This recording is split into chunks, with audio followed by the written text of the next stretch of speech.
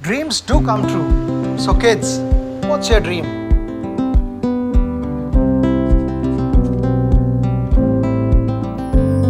What are this new? So bright, colorful and new. Sometimes it feels hard, but you don't wanna give up.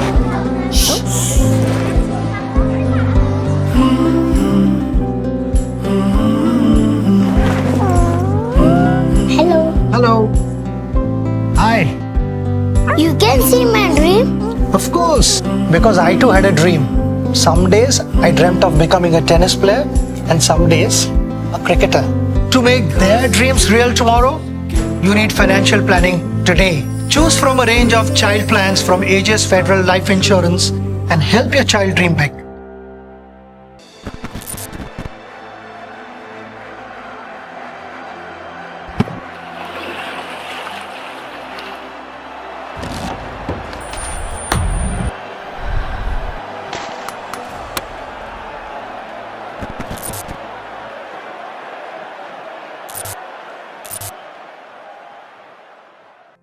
There's also a lot of talk about the two bowling units. I mean, the strengths of the two respective teams, and in these conditions, a Stark, Hazelwood question mark, or Boland, and of course Pat Cummins being better. When you see a Mohammad Siraj and a Mohammad Shami, and from what we've seen in the IPL, they aren't bad either. I mean, do you think this whole talk that the Australian bowlers will sort of blow the Indians away? That's a little sort of overstated because India too has a pretty decent bowling attack. And if you see the Australian top order, I mean, someone like a Warner hasn't really scored too many runs against Broad in England. Yes, you've got a Smith and a Labuschagne, but the bowling attacks are pretty evenly matched. Am I right in saying that? Yeah, look, I think the Indian attack, will hold its own. It will bowl equally well as Australia. I think they're experienced. They will enjoy the conditions. Again, provided it's not too cold. If they get a bit of sun on their back, the Indian fast bowlers, I think, will do pretty well.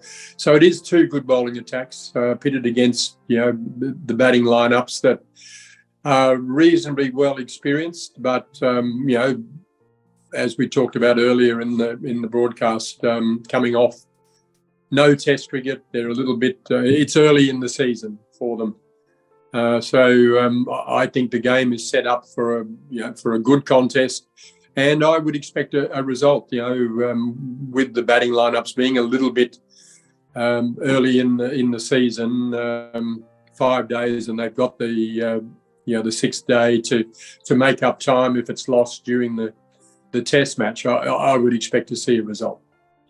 Yeah, I mean, that I entirely agree with you. The one more question on India before I sort of shift my focus to Australia a little bit.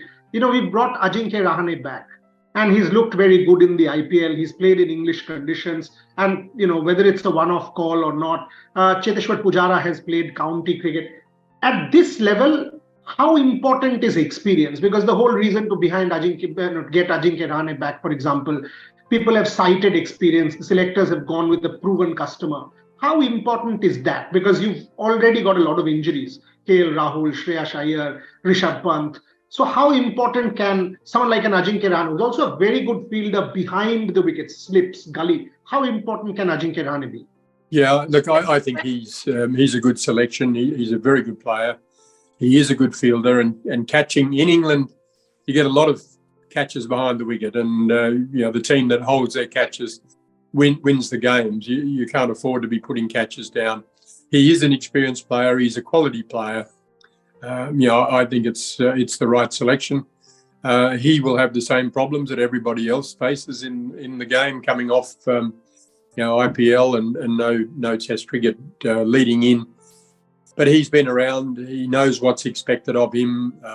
He knows how to prepare himself. And again, provided he can get himself into the right mental space, no reason why he can't do very well. So, I think it's two experienced teams. Davey Warner. Everyone keeps telling me that he hasn't made many runs in England, and that may well be true.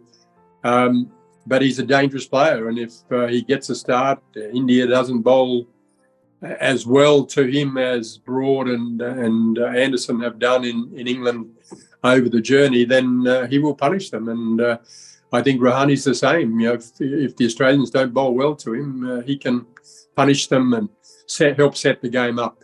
Both teams have got pretty experienced and attacking batting lineups. So the bowling teams will have to be on the job and bowl well. So it's a delightful prospect. It's a game that I'm looking forward to. It's a shame that they haven't had a little bit more experience and both teams not a little bit better prepared for it. But they're all in the same boat. When the siren goes off, they'll be ready. They'll be excited. They'll be looking to do their job for their team. So, I'm looking forward to it. Greg, there's a lot of talk in the Indian media about Rohit Sharma's form. I mean, Rohit Sharma has been our best batter in England. If I see his record, 43 average, 12 innings, scored hundreds, played really well, hasn't been the usual Rohit Sharma in the IPL. I have written, for example, that IPL form will not determine the WTC. I mean, it's a different format. Mentally, he'll be switched on. Is there any connection between IPL form and this one? And is there any reason for us to be worried that, Rohit did not score too many runs? For Indian fans, that's been a talk in social media. Your thoughts?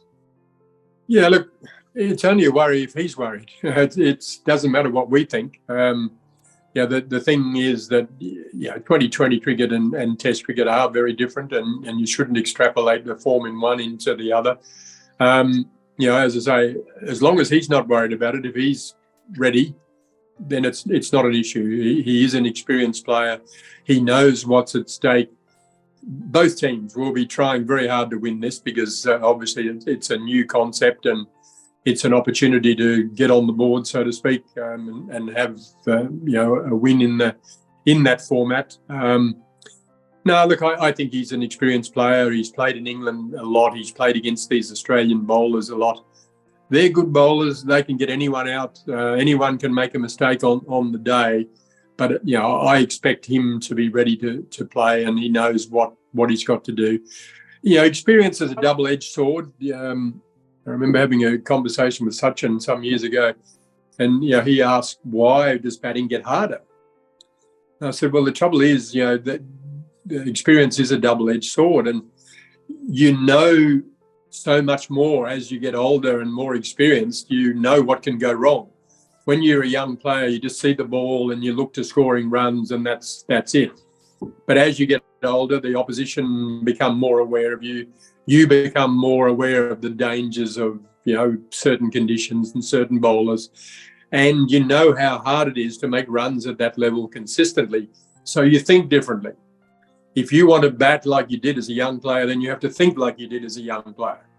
And that's going to be the challenge for all these players, is that when they get there, that they don't see the dangers, they see the opportunities, and they look to score runs, they look to take wickets, and they just get on and do the job. And I think there's enough experience in both teams to be able to, work that out amongst themselves and for themselves, and turn up on the day and be ready to play. I don't expect Rohit will be any different.